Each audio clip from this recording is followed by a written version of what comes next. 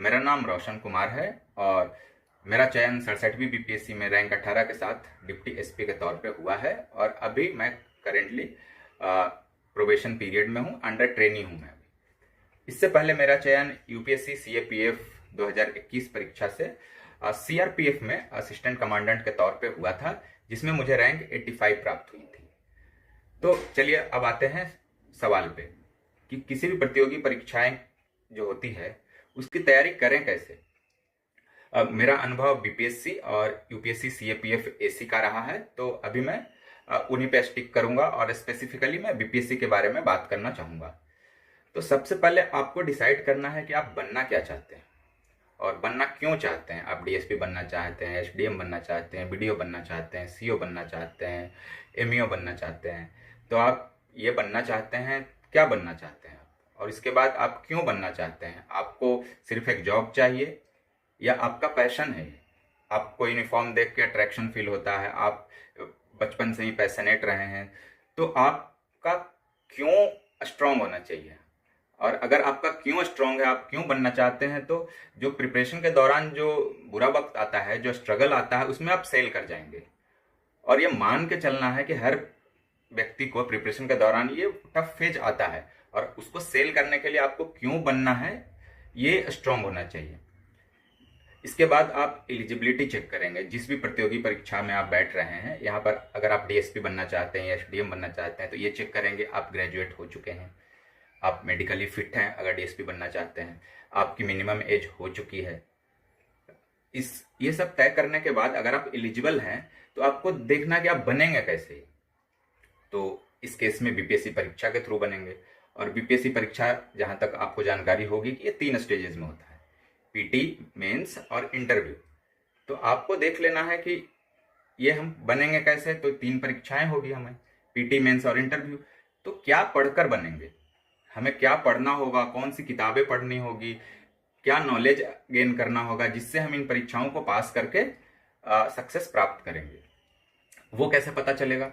तो सबसे पहले आपको देखना है, बीपीएससी की वेबसाइट से आप डाउनलोड कर लीजिए इसका सिलेबस, या अन्य किसी साइट्स पे, कोचिंग की साइट्स पे भी मिल जाएगा, या अगर आप कोई मैगजीन या प्रीवियस ईयर बुक लेते हैं तो उसमें भी सिलेबस रहता है किसी किसी में।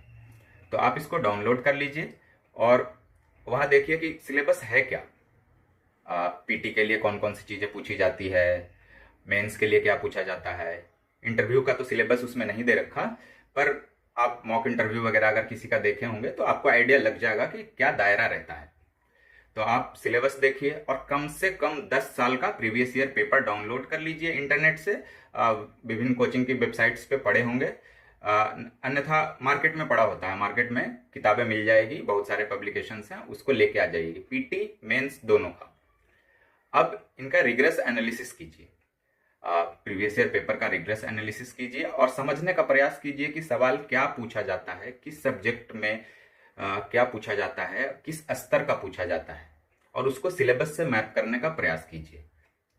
ठीक है, इतना काम करेंगे आप। इसमें थोड़ा टाइम लीजिए, एक आध वीक लीजिए, इसमें आप एनालिसिस कीजिए कि कौन सा सब्जेक्ट है, उसमें कितना पूछा जाएगा, क्या स्तर है, कौन से फैक्ट पूछे जाते हैं, या प्रीवियस ईयर से पता चलेगा। ये सब एनालिसिस के बाद आप एक बेसिक सेट ऑफ बुक्स आपको डिसाइड करना पड़ेगा और उसको तय करने से पहले एक नेशनल न्यूज़पेपर आप तय कर लीजिए।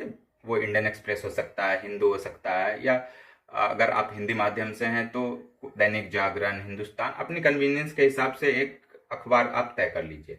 इसके अलावा एक मंथली मैगजीन, और वो कौन सा मैगजीन फॉलो करना है वो आपको प्रीवियस ईयर पेपर के करंट अफेयर्स के सवालों से ही पता चलेगा। तो एक मंथली मैगजीन और एक न्यूज़पेपर और एक basic set of books decide कर लीजिए हर सब्जेक्ट के लिए। जैसे हिस्ट्री है तो हिस्ट्री में 3 पोर्शन होते हैं, एंशिएंट, मेडिएवल और मॉडर्न। तो अपने कन्वीनियंस के हिसाब से मॉडर्न के लिए एक अलग किताब, मेडिएवल के लिए एक अलग किताब और एंशिएंट के लिए एक अलग किताब तय कर लीजिए। साइंस का पोर्शन पूछा जाता है तो साइंस के लिए कौन सी किताब फॉलो करेंगे, इसके अलावा ज्योग्राफी के लिए कौन सी किताब फॉलो करेंगे, इकोनॉमी के लिए कौन सी किताब फॉलो करेंगे, और ये तय कर लीजिए आप। और मेरा ये अनुभव है कि पीटी और मेंस के लिए किताबें सेम रखनी है, आपको किताबें अलग नहीं रखनी है। ये एक मिथ है कि हम पीटी की अलग से प्रिपरेशन करेंगे और मेंस की अलग से प्रिपरेशन करेंगे। और मेरा जहां तक सुझाव है, शुरू में कोचिंग लेना और कहीं और से पढ़ाई करना, कोचिंग लेके यूट्यूब के माध्यम से कोर्स खरीद के पढ़ाई करना व्यर्थ जाएगा। आपको सबसे पहले सेल्फ स्टडी करनी चाहिए। पता कीजिए, सिलेबस को पढ़ के देख लिया है आपने, प्रीवियस ईयर देख लिया है, अब आप बेसिक सेट ऑफ बुक्स, एक मैगजीन, एक न्यूज़पेपर आपने तय कर लिया है। अब क्या करना है, आपको फिर से प्रीवियस ईयर पेपर को देखना है कि इन बुक्स में क्या क्या इंपॉर्टेंट है। बुक की आप रीडिंग शुरू करेंगे आप, और बीच बीच में एक रीडिंग लेते हैं आप जब किताब की, जब दूसरी रीडिंग लेते हैं तो बीच में प्रीवियस ईयर पेपर देखेंगे आप। और इससे आपको पता चलेगा कि हमको कौन से फैक्ट को पढ़ना है, कौन से फैक्ट को छोड़ना है। और ये मल्टीपल रीडिंग लेनी पड़ेगी आपको किताबों की, कम से कम हर बुक किताब की लगभग 10 रीडिंग आप लेंगे। इस दौरान आप अपने शॉर्ट नोट्स भी बना सकते हैं, जिसको आप एग्जाम के दौरान रिवीजन के लिए इस्तेमाल करेंगे। मैंने कभी नहीं बनाया शॉर्ट नोट्स, क्योंकि मैं थोड़ा एक लेजी व्यक्ति हूं और मैं उस बुक में ही अंडरलाइन कर दिया करता था, मार्किंग कर दिया करता था। आप अपनी कन्वीनियंस के हिसाब से मार्किंग कर सकते हैं या शॉर्ट नोट्स बना सकते हैं। इसके अलावा आप जब प्रीवियस ईयर पेपर देखेंगे और फिर किताब रीड करेंगे तो आपको पता चलेगा क्या नहीं पढ़ना है। किताबें, जैसे हिस्ट्री की ही मैं बात करूं तो अगर स्पेक्ट्रम उठा लिया मॉडर्न के लिए, और मिडिवल के लिए सतीश चंद्रा, एंसेंट के लिए आर.एस. शर्मा, तो वो मोटी मोटी 3 किताबें हैं। उसको याद रखना ह्यूमन माइंड के लिए पॉसिबल नहीं है। तो आपको समझना पड़ेगा कौन से फैक्ट को हम छोड़ सकते हैं। तो वो पता चलेगा कैसे, बार बार प्रीवियस ईयर पेपर, सिलेबस देखने से। इसके बाद आपको क्या छोड़ना है वो पता चल जाएगा, तो आपकी जर्नी थोड़ी इजी हो जाएगी। मैं एक बात कहना चाहूंगा कि हमारा उद्देश्य एग्जाम पास करना है, ना कि ज्ञानी बनना है। नॉलेज लेके लोग बैठे के बैठे रह जाते हैं, सिलेक्शन नहीं होता है। मैंने देखा है लोग हिस्ट्री पढ़ते पढ़ते पढ़ते पढ़ते नेट जेआरएफ कर लेते हैं, वो प्रोफेसर के लिए एलिजिबल हो जाते हैं, परंतु बीपीएससी, यूपीएससी या सिविल सर्विसेज की परीक्षाओं में उनका सिलेक्शन नहीं होता है। क्यों? वो एग्जाम की रिक्वायरमेंट के हिसाब से नहीं पढ़ते हैं, वो अपना अलग से ही एजुकेशन ले रहे होते हैं। मल्टीपल रिविजन्स देने हैं आपको। इसके बाद क्या करना है, जब पीटी करीब आए तो आपको प्रैक्टिस करनी है टाइम बाउंड मैनर में। 2 घंटे का पीटी होता है, 2 घंटे में किसी कोचिंग से सेट उठा के ले आइए, उसको प्रिंट करा लीजिए, या आप खरीद पा रहे हैं तो खरीद पाइए। टाइम बाउंड मैनर में 2 घंटे का कोई भी कोचिंग हो सकता है, मार्केट में भी बहुत सारे कोचिंग अवेलेबल है, तो वो उसकी प्रैक्टिस कीजिए। इसके साथ साथ प्रीवियस ईयर के वापस प्रैक्टिस कीजिए 10 साल, और इनसे जो गलतियां होती है उसकी एनालिसिस कीजिए कि क्यों गलती हुई। वो सवाल मेरे को पढ़ा हुआ नहीं था, मेरे किताब में नहीं था, या आउट ऑफ सिलेबस आ गया, या आते हुए गलती हो गई। तो अभी क्या है कि होगा क्या कि कोई फैक्ट आपको अगर अपनी किताब में नहीं मिलता है तो नया किताब नहीं ले लेना है, उसी में कहीं पे नोट करके लिख दिया। स्टिकी नोट्स का इस्तेमाल कीजिए, या शॉर्ट नोट्स बना रहे हैं उसमें नोट कर दिया। 90% कमोबेश सारी किताबें सेम ही होती है। इसके वजह से आपको किताबें चेंज नहीं करनी है। चाहे कोई भी सलाह दे, किसी ने रिव्यू दे दिया किसी बुक का, या किसी सिलेक्टेड व्यक्ति ने कह दिया कि ये पढ़ लो किताब, आपको चेंज नहीं करना है। शुरू में जो किताबें डिसाइड कर ली है उसको लास्ट तक स्टिक रखना है, उसी को बार बार रिवाइज करना है। और पीटी जब आए तो टेस्ट सीरीज लगाना है, और टेस्ट सीरीज लगाना है, और उस किताबों को जब रिवाइज करना है तो फैक्चुअल हो जाना है, थोड़ा सा फैक्ट्स को देखना है। और जो आप टेस्ट सीरीज लगा रहे होंगे, प्रीवियस ईयर पेपर लगा रहे होंगे, उसके बेसिस पे आपको आइडिया लगेगा कि अभी पीटी के समय हमको डेट्स याद रखने हैं, नंबर्स याद रखने हैं, बजट और सर्वे का डेटा याद रखना है, तो ये आपको आइडिया लग जाएगा। और ये प्रैक्टिस टाइम बाउंड मैनर में करेंगे, पूरा होना चाहिए।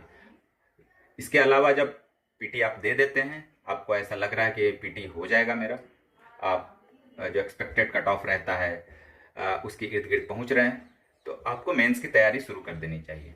मेंस में क्या करना है, मैं फिर कहूंगा किताबें सेम रखनी है, किताबें नहीं बदलनी है। जो सब्जेक्टिव किताबें आप हर सब्जेक्ट के लिए डिसाइड किए हैं वो सेम रखेंगे।